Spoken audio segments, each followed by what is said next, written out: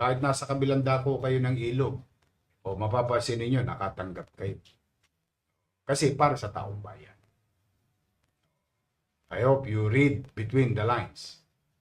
We serve the people. We don't serve the politician.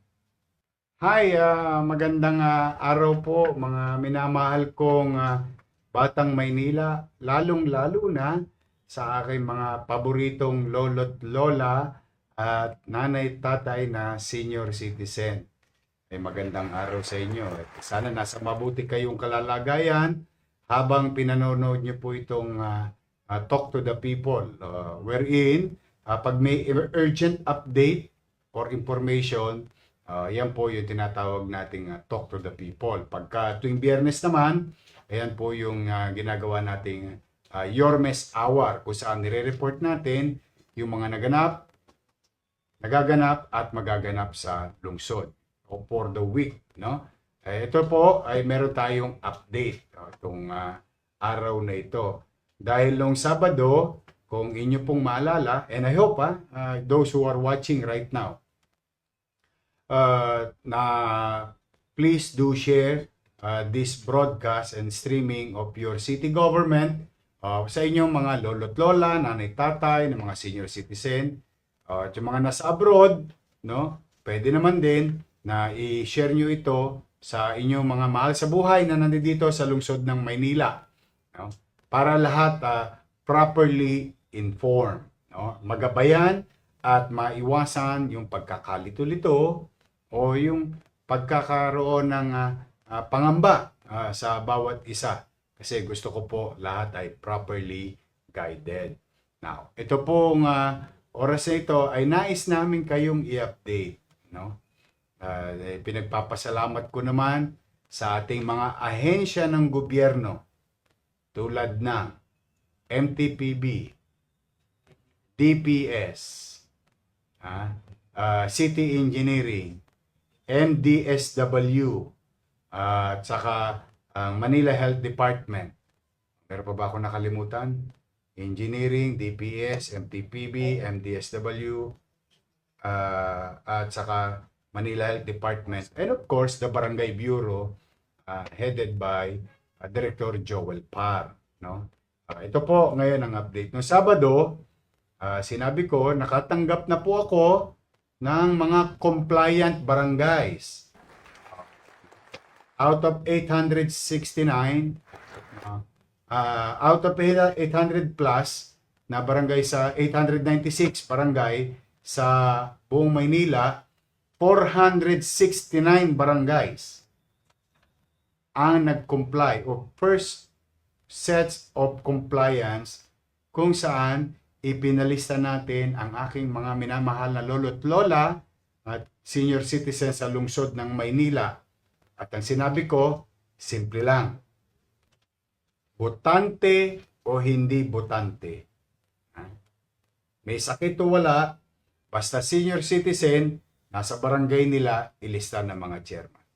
Tumugon agad sa first batch, out of 896 is 469 barangays. Congratulations sa inyo. Bakit? Ito po ang update ngayon. Kasi nung Sabado, pinangako ko Lunes, i-implement na natin ang distribution ng Ensure Milk or milk supplement para pampatibay, pampalakas sa aking mga minamahal na senior citizens sa lungsod ng Maynila. Talaga naman love ko eh. Okay yung Hindi, love na love ko yung mga yan. Kaya ayokong mapeperwisyo sila ng mga ilang individual. But anyway, happy naman po ko na i-report sa inyo. Today, sa tulong ng mga nabanggit kong ahensya na distribute na po sa kanilang barangay, umabot po sa 377 barangays agad. Ulitin ko out of 469 na unang tumugon, 377 barangays na po ang napagdalhan ng Ensure Milk. At yan po ay naglalaman ng 94,518 na senior citizen. Isang senior citizen, isang lata ng gatas ng Ensure. Out of 101,032. So, ganun po kabilis. Ang nangyari ng araw na ito lang. Mabilis na na-distribute sa mga barangay. At masaya naman ako, no, na bukas, baka ngayong gabi pa rin, meron pa rin distribution, baka matapos na natin yung 469 na barangay. Yung first batch na compliant. Okay. Out of 896 barangay. So matatapos natin yan, most likely, 101,032 senior citizens sa lungsod ng Maynila. Okay. Ngayon, ayan sila. Marami yung picture kanina. Nakita ko yung mga, chairman. Natutuwa naman ako yung mga lolo't lola ko, kanya-kanyang post ngayon. Ensure sa Maynila. Nakakatawa yung mga ibang lolo't lola ko. So, maraming salamat sa barangay chairman, secretary treasurer. Kasi sila po nag-initiate niyan doon sa kanilang barangay. Ito sa Baseco, isa to sa pinakamarami. Ay, Chairman Dayan, no? Isa sa pinakamaraming nakatanggap. Saka kay Hernani, o doon sa 128. No? Ayun, marami yun. No? Sila yung mga malalaki. Now, update. Yorme, yung barangay namin, wala pa po. Tama po yun. Posible po mangyari yun, ha? Ibig sabihin, ulitin ko, katulad ng pinaliwanag ko noong Sabado, maaaring itong barangay na ito ay nagdi-distribute ngayon dahil sila ay first compliant. Itong katabing barangay, wala pa. Bakit wala? Kasi wala pa yung listahan nyo. Hindi pa sinumite ni chairman. Pero, ito naman po ang update ngayon. That was last Saturday. Sila naghingi ng extension. Baka nga ngayon may nagpapadala pa ulit Kung po pwede raw ba, isasubmit nila this Monday, which is today. Ito naman po ang update. Out of 896 barangay, 803 na po ang compliant. Ayan. Okay. So, ilan na lang natitira? 93. 93 barangays. Meron ba kayong listahan ng bagong dating? So anyway, ipipresent ko pa rin naman yan. Aataduhin ko. Ngayon, Yorme, ano po mangyayari sa amin ngayon? Na kami ay ngayon lang nagsumite. Kailan po namin matatanggap yung aming mga gatas para sa barangay namin, sa mga senior citizen? Ganito po yan, ha? Katulad na naipangako natin, early bird catches the worm. Ibig sabihin, yung unang 469, kung matatapos ngayon, sila ay nauna. Susunod na batch, yung second batch compliant, which is, kung ima-minus natin, yung, tiyan mo ang calculator, 803 barangay as of today, out of 896, 803 minus 469. 803 minus 469. 334 barangays naman ang atin bibigyan sa darating na araw. Hanggat hindi natatapos yung 469 sa distribution, kasi karapatan naman din nila at pribilehiyo nila na mauna naman sila. Bakit? Una silang tumugon. Itong pangalawang tumugon, ng grupo ng pangalawang tumugon, ipadadala rin natin. Maaring bukas, maaring Miyerkules. Kung kailan matatapos yung 469. Yorme, kailan po yun? Ito po. Papaliwanag din natin. Out of 469, calculator please. Out of 469, 377 barangays na po ang nabigyan today. So ilan na lang? 469 minus 377. Ilan na lang? Ha? 92 barangays na lang ang tinatapos today o bukas.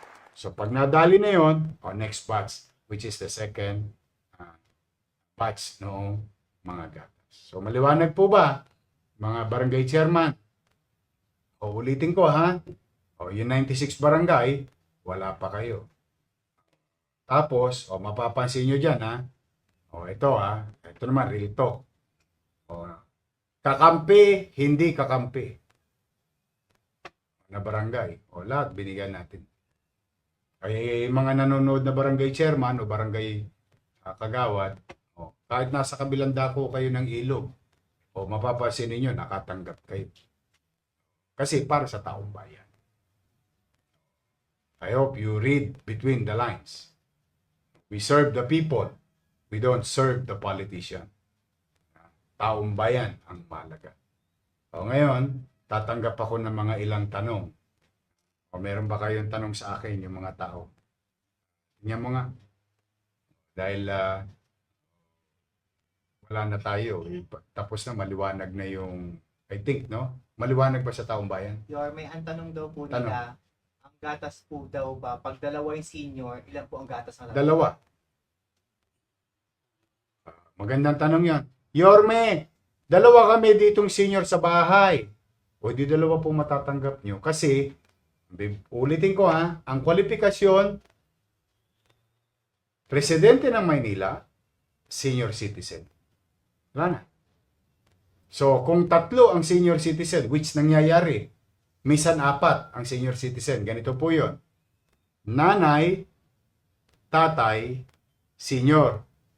Anak, senior. Asawa ng anak, senior. O, 4 na kagad yun. Ilang gatas ang matatanggap sa bahay? 4 din. Kasi ang binibilang natin, hindi bahay. Ang binibilang natin, senior citizen. Middle class, mayaman, o mahirap. Pantay-pantay.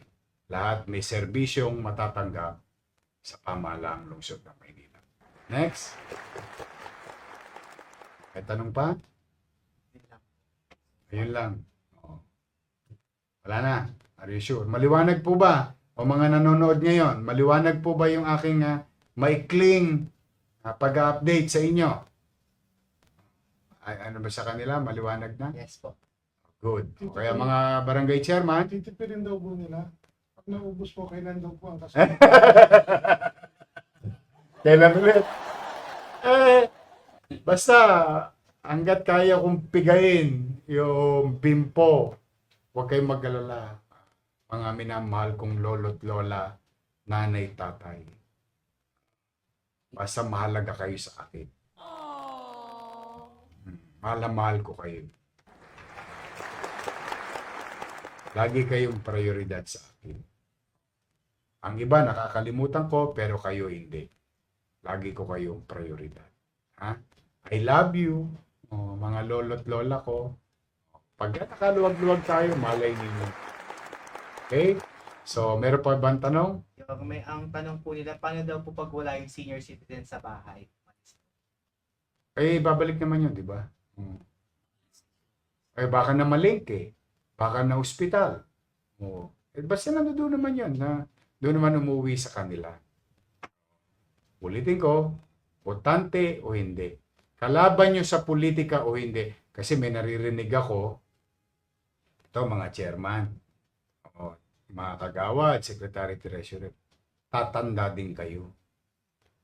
Tatanda din tayo. Minsan napapansin ko, hindi sinasama, dala ng, siguro hindi nila kagrupo sa politika, wag po. Kayo nga, binigyan ko kahit hindi ko kayo kagrupo. Hindi nyo ba napansin? Siguro naman, yung mga chairman na nanonood, alam nyo yung ibig ko sabihin. Pero isinantabi ko yung personal na politika because this is pure public service and care sa ating mga matatanda sa lungsod ng Maynila. Okay? So, any more question? Okay naman. Ayun, ha? So, muli, i-update namin kayo bukas. Abangan nyo po kami rito sa Talk to the People hanggang sa matapos natin, makover natin ang lahat ng senior citizen. Pagkayari niyan, abangan nyo lang, may darating pang iba. Meron naman ako isang surprise sa inyo, mga lolo't lola. Steady lang kayo dyan sa steady. Sa Maynila ngayon, pahabaan ng buhay dahil marami tayong serbisyo para sa inyo. Priority kayo. So muli, mga nanay tatay ko, mga lolo't lola ko, mag-iingat kayo. Manatili sana kayo malusog. At ipinapanalangin ko na lagi kayong ligtas. At sa ating mga barangay chairman, secretary treasurer, XO, kagawad, SK chairman, tanod, na mga tumutulong para sa distribution ng ating mga milk supplement na Ensure Milk sa ating mga senior. Maraming salamat sa inyo. Huwag nyo nang patagalin sa inyong barangay o i-distribute nyo agad kapag nakuha nyo na ang inyong takdang supply o yung nakalaan para sa inyong barangay. So muli, mga batang Maynila, mag-iingat kayo o mga bata mga minor de edad. 4 hours from now, tiklop na lamesa, may curfew sa Maynila, may curfew sa Maynila. Mag-iingat kayo. I love you mga nanay, tatay ko at mga lolo't lola ko. Maraming salamat. Pagpalain nawa kayo ng buong may kapal. Manila, God first. Thank you.